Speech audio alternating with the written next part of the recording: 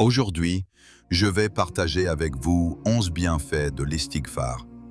Certains de ces bienfaits, vous allez les découvrir pour la première fois. Ce sont des fruits de l'istighfar qui vont vous étonner.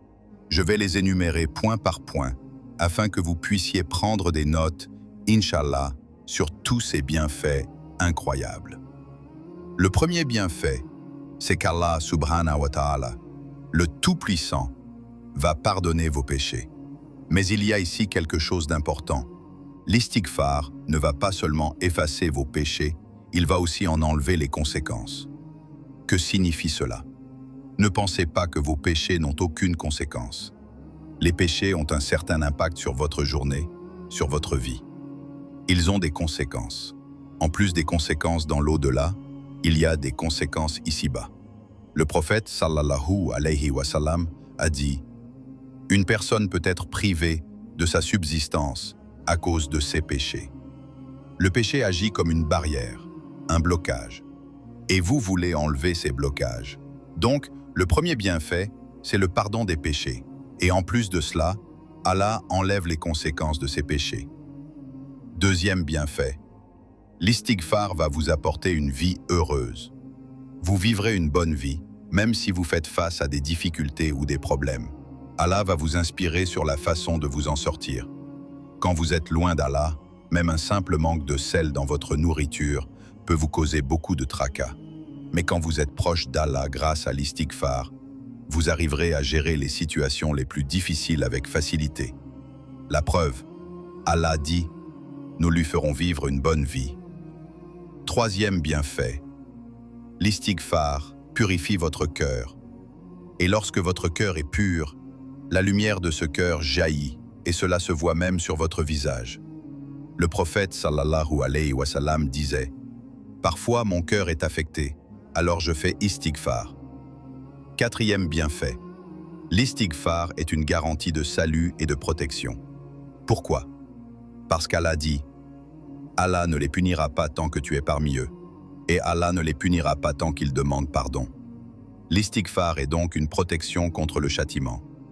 Cinquième bienfait, quand vous faites istighfar, Allah subhanahu wa ta'ala va élever votre rang. Et pas seulement votre rang.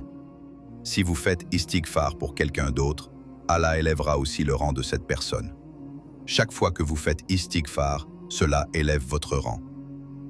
Sixième bienfait, l'istighfar vous rendra heureux le jour du jugement, surtout lorsque vous ouvrirez votre livre des actions. Le prophète sallallahu alayhi wa sallam a dit: bonne nouvelle à celui qui trouve dans son livre beaucoup d'istighfar.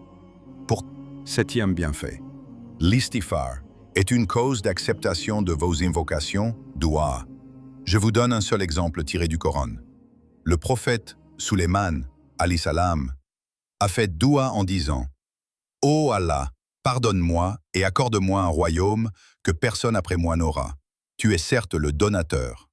C'est pourquoi il est recommandé, lorsque vous invoquez Allah, de commencer par demander pardon, car vos péchés peuvent être un obstacle entre votre dua et son acceptation. Huitième bienfait, l'istighfar vous donne de la force.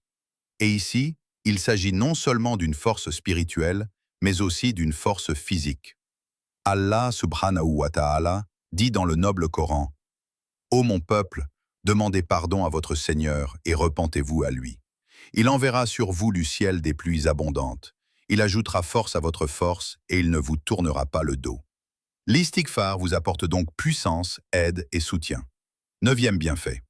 L'istighfar vous apporte la subsistance et des provisions d'où vous ne l'imaginez même pas.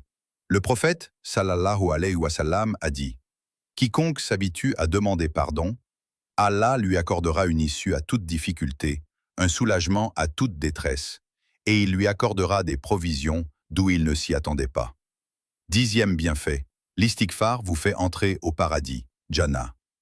Allah pardonne vos péchés grâce à l'istighfar et ainsi vous entrez au paradis. Onzième bienfait, l'istighfar est une guérison, même contre les maladies. Parfois, la maladie est un moyen par lequel Allah efface les péchés d'une personne. Mais si vous voulez éviter ces épreuves, faites simplement istighfar quotidiennement. Ainsi, Allah vous pardonnera sans avoir besoin de vous éprouver par la maladie. Essayez de comprendre cette sagesse.